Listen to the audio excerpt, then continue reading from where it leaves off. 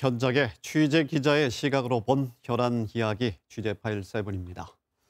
매년 봄철만 되면 강원 지역은 산불로 몸살을 앓고 있습니다. 특히 밤에 나는 불이 문제인데요.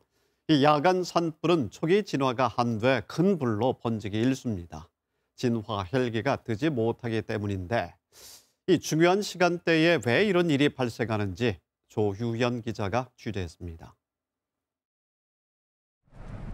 2019년부터 해마다 반복되고 있는 동해안의 대형 산불.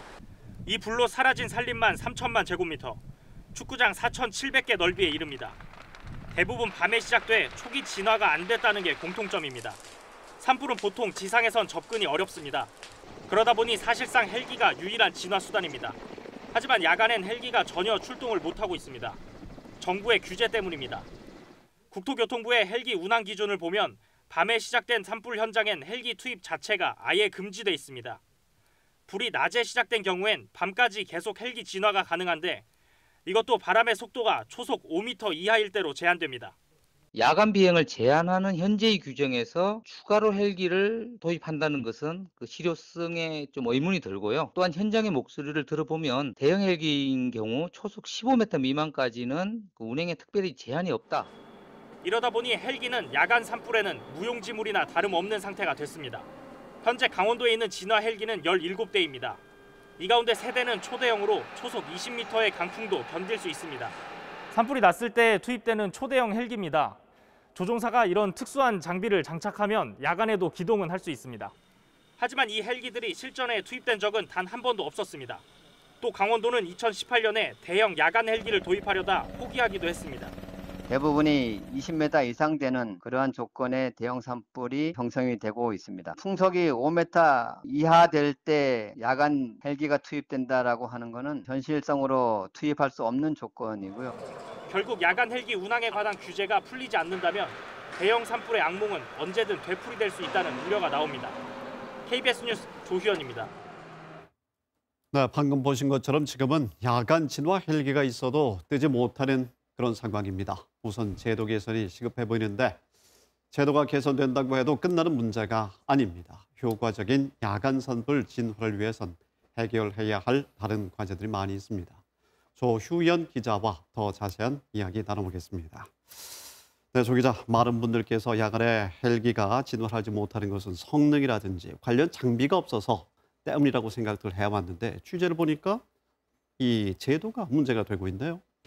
네, 무엇보다 국토교통부의 규칙에 나와 있는 야간 헬기 비행 금지 규정을 풀어줘야 한다는 지적이 나옵니다. 또 풍속 제한 규정도 완화할 필요가 있습니다. 네. 앞서 나온 증언처럼 초대형 헬기는 초속 20m의 바람도 견딜 수가 있습니다. 초속 20m라고 하면 보통 지상에서 사람이 걷기도 힘들 정도로 세찬 바람인데요. 네. 이런 상황에서도 헬기는 비행이 가능한 겁니다. 네. 그런데 규제 기준은 초속 5m이다 보니까 규제가 과하다 이런 얘기가 나오는 겁니다. 그럼 이 고도화된 성능에 맞게 규정을 바꾼다면 야간에 헬기 진화가 바로 가능하게 되는 것인가요? 네, 기술적으로는 맞는 말입니다.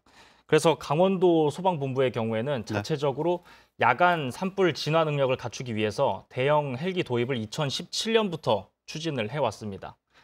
그런데 그동안은 예산 문제, 또 타 시도와의 형평성 문제로 번번이 좌초가 되다가 올해야 도입이 확정이 됐습니다.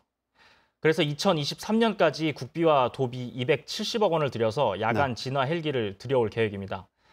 하지만 이렇게 하더라도 야간 진화 헬기는 강원도 전체에 넉 대밖에 안 되기 때문에 추가 확충이 필요한 게 현실입니다. 타시도와의 형평성을 말씀하셨지만 대형 산불이 많은 강원 지역에 대형 헬기를 집중 배치한다는 것 명분 있는 것 아닌가 하는 생각도 들고요. 자, 그 외에 어떤 걸림돌이 또 있습니까? 네, 숙제가 한두 가지가 아닙니다. 무엇보다 야간 비행을 할 때 조종사의 안전을 담보할 수 있는 방안 마련이 시급합니다. 우선 전용 담수시설 확충이 선결 과제로 꼽히는데요. 지금처럼 강이나 호수에서 물을 뜰 경우 조종사의 시야 확보가 어렵기 때문입니다. 네. 물 위에서 2, 3분씩 떠 있어야 하는데 이때 프로펠러 바람 때문에 거센 물보라가 일어나서 조종사의 시야를 가리게 됩니다. 이때 마치 폭우 속에 갇히는 듯한 상황이 된다는 겁니다. 하물며 낮에도 이런데 야간에는 더 위험할 수밖에 없습니다. 그래서 이런 상황을 막기 위해서 언제든 헬기가 착륙해 급수를 받을 수 있는 안전한 시설이 필요한 겁니다. 또 비상시에 대비해서 주 야간 비행 훈련도 지금보다 훨씬 강화를 해야 합니다. 강원도 같은 산악지대의 경우에는 산세가 험하고 송전탑이나 고압 전선 같은 장애물들도 많아서 평소에 지형 지물을 익혀놓지 않으면 대형 사고로 이어질 수가 있기 때문입니다. 그래서 야간 장비를 착용하더라도 밤에 낯선 곳에서는 시야 확보는 고사하고 방향을 구분하는 것조차 쉽지 않다고 얘기가 나오는 겁니다. 그렇군요. 이 때문에 조종사들은 평소에 지형이나 장애물을 숙지한 뒤에 야간 진화에 나설 수 있도록 추가적인 훈련이 필수라고 강조합니다. 그런가 하면 일각에서는 아예 새로운 진화 방식을 제안하기도 합니다. 네. 산불 진화 장비로 헬기만 고집할 것이 아니라 외국처럼 일반 항공기를 도입하는 건데요. 기본적으로 헬기보다 안전하고 물도 훨씬 더 많이 실을 수 있기 때문입니다. 일반 비행기를 말씀하시는 건가 봅니다. 알겠습니다. 관련 시설 확충과 무엇보다 이 제도의 상향 조정이 필요하겠군요. 조규현 기자 수고 많았습니다.